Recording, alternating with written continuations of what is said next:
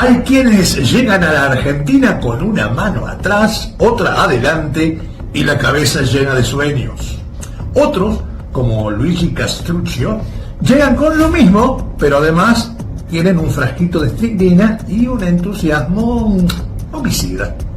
Vino con el propósito de hacerse rico y en cierto modo lo logró. Su nombre figura en los anales, con perdón de la palabra, de la historia criminal como el primer envenenador célebre de nuestro país. No es la mejor forma de entrar a los libros, pero en una tierra donde cualquier cosa puede pasar, es bastante razonable. En Crónicas de Pasiones, Muertes y Desamor, y gracias al doctor Nicolás Ricobelli, que fue el que me lo recomendó, presentamos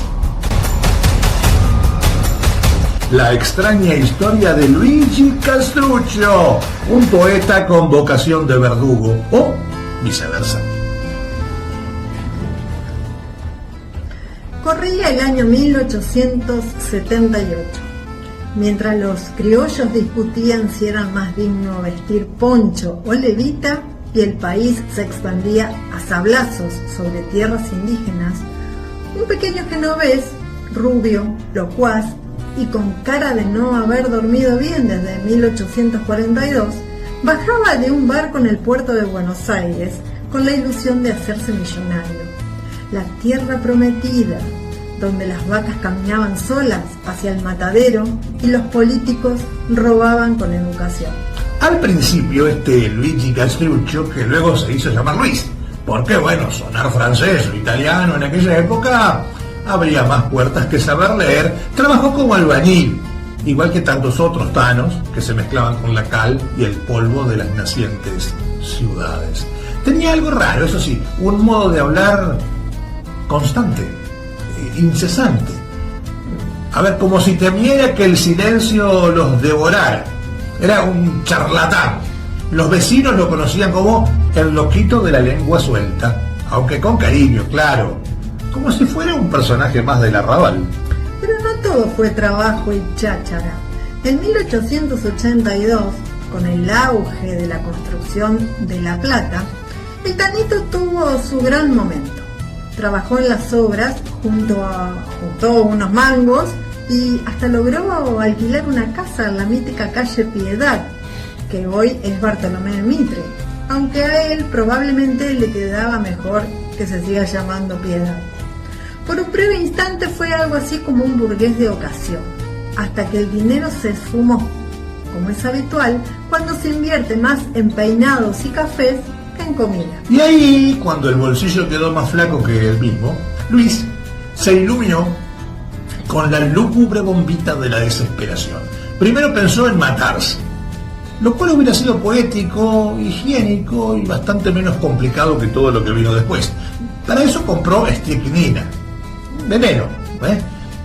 Escribió un testamento ridículo, porque donaba toda su fortuna al hospital de los italianos. La fortuna, digamos que eran 3 botones y una deuda del almacén de la esquina. Pero al final, el tipo le dio cosa a morirse. Dijo, no me voy a morir.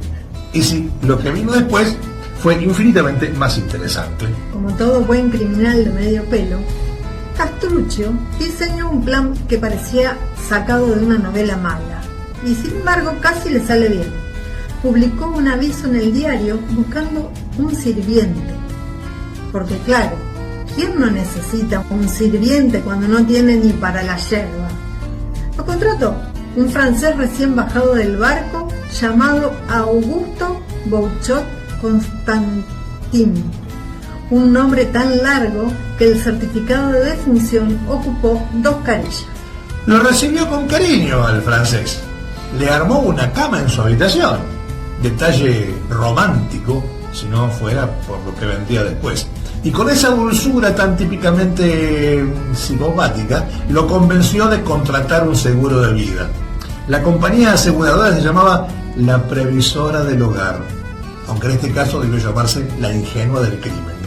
El beneficiario era, ¿qué va a ser? Castruccio, que figuraba como cuñado del francés. Uno se pregunta, ¿qué clase de papeles presentaron para justificar ese parentesco? probablemente una servilleta manchada con vino tinto y tinta.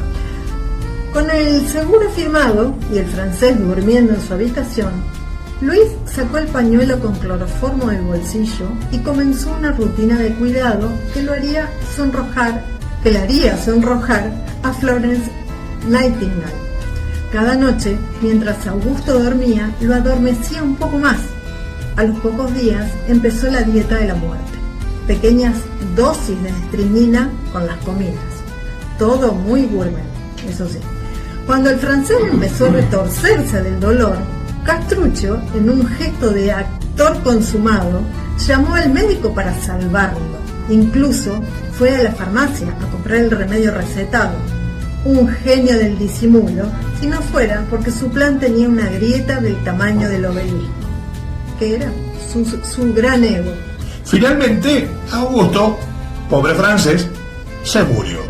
Castruccio organizó el velorio, pagó el entierro, se puso el traje nuevo y partió para la aseguradora como quien va a cobrar el premio de la rifa parroquial.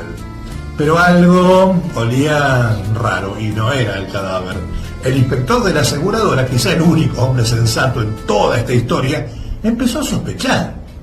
Cuñado, italiano y otro francés, y vivían juntos. ¿No era todo un poco demasiado?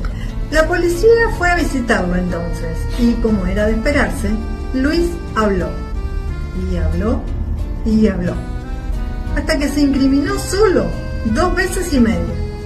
En su libreta personal, decorada con dibujos, garabatos y un toque de megalomanía, encontraron joyas como C, la, E, el 4. ¿Y qué quería decir eso? Compré la estricnina el 4. Mira. Y, aparte, E, el ABC el 18. ¿Y eso? Envenenado Augusto Bochot Constantin el día 18. Hasta en la sintaxis del crimen se notaba que el tipo no había terminado ni siquiera la primaria. El juicio fue un espectáculo. En una época donde las ejecuciones eran eventos sociales, más que los estrenos en el Colón, la historia de Castruccio saltó a la primera plana de todos los diarios. El pueblo argentino, ávido de sangre, pero con vocación de filósofo de café, debatía en voz alta si el veneno era un método digno o cobarde. Las señoras bien lo comentaban en la confitería. Los canillitas no anunciaban a gritos: ¡el tanito asesino! ¡El loco del veneno! Fue condenado a muerte. La fecha del fusilamiento, 22 de enero de 1890. Lo llevaron al Paredón en la vieja Penitenciaría Nacional, donde hoy florece la Plaza Las Heras, con sus paseadores de perros y artesanos. Lo vendaron, le sujetaron los billetes, le dieron el último suspiro de piedad religiosa y justo cuando iban a volarle la cabeza, llegó el indulto presidencial.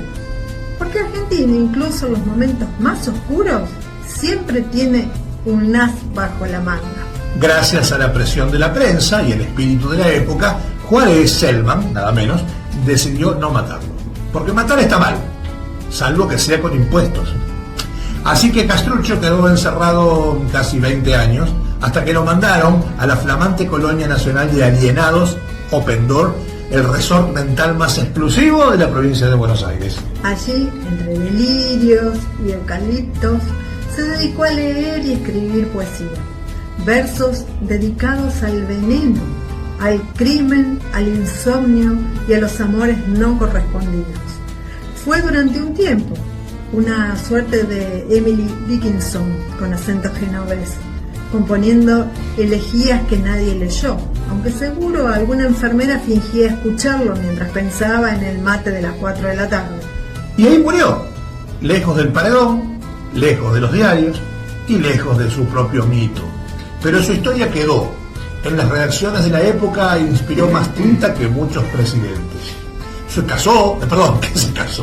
caso se citó en debates sobre la pena capital, el fraude en seguros, la salud mental e incluso el amor fraternal, porque a fin de cuentas, ¿quién no querría morir envenenado por alguien que le armó la cama con tanto cariño? Luis Castruccio no fue millonario, pero fue famoso. No fue amado, pero fue leído. No mató a un argentino, como él mismo aclaró con orgullo patriótico, pero su nombre es más criollo que la Fugaceta. En un país donde el crimen muchas veces precede al arte, él fue pionero de ambos. Y eso, aunque suene ridículo, tiene cierto mérito.